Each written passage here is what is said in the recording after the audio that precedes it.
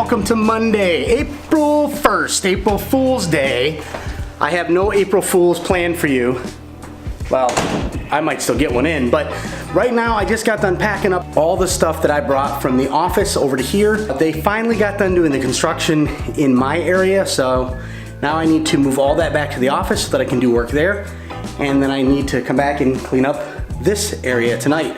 So today's vlog is really going to be set up desk, set up area, set up, clean up, set up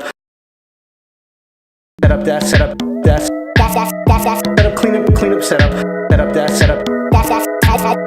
set up desk, set up desk, set up.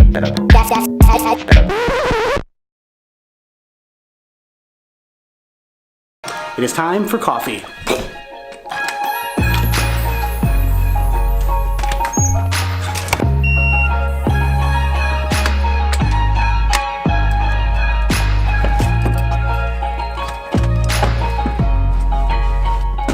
Okay, let's head to the coffee, then to the office. Coffee, smoothie, office. Coffee, smoothie, office. Smooth coffee office. Operator, smooth operator. I got a parking ticket in Detroit the other day. $45 for the ticket. Cafe. This is something that I need to say. If you're a coffee drinker, you need to move yourself away from adding creams and sugars to your coffee. You need to move towards just black coffee. Some people say, I can't do black coffee. You probably can't do black coffee because you're drinking crap coffee. Here's a challenge. Smell the grounds of the coffee after it was brewed, both a whole bean brewed and then a pre-canned brewed. The whole bean brewed, after it was brewed, the grounds smelled like dirt. They smelled like organic. It smelled like plant. It smelled natural. When I smelled the pre-canned coffee grounds after, it smelled like chemicals. It literally smelled like decaying something. It was so gross. I think the biggest issue when people talk about the fact that they can't drink black coffee, it's because you're drinking crap coffee. Just to recap, get good coffee. Don't get crap coffee. Crap coffee, bad. Bad. Let me just tell you, I ain't so happy with tropical smoothie right now. See, I always add almond milk to my smoothie because, well, almond milk is better for you. So they told me today they didn't have almond milk, they only had that for the seasonal drinks. I don't even know what that means. So then I said regular milk will be fine. No milk. You don't have milk, you make smoothies. Isn't milk like a thing in smoothies? I'm not sure I understand what happened today, but I do know. It still tastes pretty darn good. I actually am shocked. I have no almond milk in it at all, so maybe the almond milk is just adding carbs. So I'm just going to go with no almond milk from now on. Note to self. Alright, I mailed that check to the Detroit Parking Violations Bureau thing. So parking tickets paid, so I won't end up like Jim Carrey in Liar Liar. You know why I pulled you over? Depends on how long you were following me. Why don't we just take it from the top? Here goes. I sped. I followed too closely. I ran a stop sign. I almost hit a Chevy. I sped some more. I failed to yield at a crosswalk. I changed lanes in the intersection. I changed lanes without signaling while running a red light and speeding.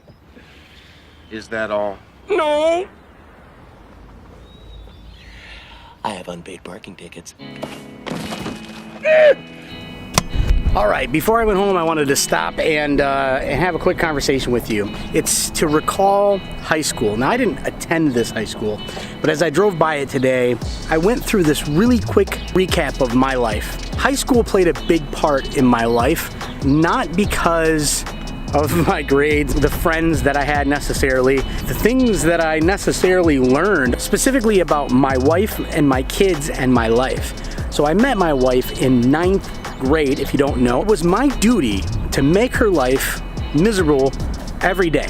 Like, that's what I did, because that's what I did to girls that I thought were cute. I don't know why. I'm very confused coming out of 8th grade and going into 9th grade. I picked on her a lot, and it ended up that there was this girl that I was dating that my wife did not like, and my wife saw me as a friend, even though I was an annoying friend. And she decided she was gonna save me from the mistake of being with that girl because she had watched her do some really horrible things to other people. So my wife decided that she was going to tell me that she liked me and that we should go out. And so she did. Now, I had a very good friend named Jason Rogers, and Jason pulled me aside and said, man, the first girl, no. Amber, yeah, you need to stay with Amber. He did a lot of coaching with me. But the point of all this is to say that when you make decisions in your life, they are decisions that will have implications, negative or positive, far-reaching into your future. And it's important that you make decisions thoughtfully, and that when you make decisions not so thoughtfully, that you own them quickly, change them quickly, and move away from them quickly. So making mistakes happen, things happen, but when you correct them or when you try to make amends, things get better. Now, what is that all about? It's because my wife and I have been together for 25 years. We've been married for 20 years. Soon that'll be 21 and 26. Now, that's crazy. That's crazy to think about. It's crazy to me because I'm 41 years old and I've been with my wife for 25 years. So I've been with my wife a quarter of a century, and why didn't you guys tell me I had a chip on my beard?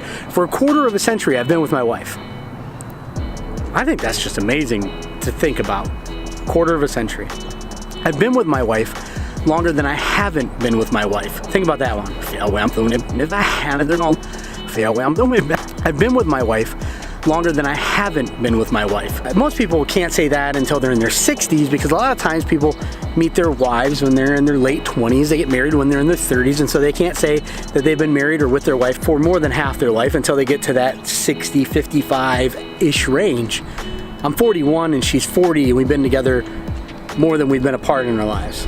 So that brings with it interesting challenges being 41 and 40. We made some very specific choices throughout our marriage that I think helped us get to this place. And I think it's helpful to share this with you, with people. We made choices. Every time we saw something coming, we would make a choice to face it head on. So finances, friendships, bills, choices about the home, choices about jobs, the kids growing up. So now when Anthony and Chris were getting ready to grow up and move out of the house, Amber and I stumbled upon this little nugget that, actually, I'll share this nugget tomorrow, but Amber and I stumbled upon a very important nugget that I think has been responsible for it's been responsible for making sure our marriage has lasted through our kids growing up and moving out. So anyway, I wanted to thank you guys for being here. That is it for today. Tomorrow, we'll talk about the little nugget that's helped us in great ways in our marriage that we really didn't realize was going to do that, but it did. So I'll share that tomorrow. So come back tomorrow. All right, guys, see you later. I'm going home.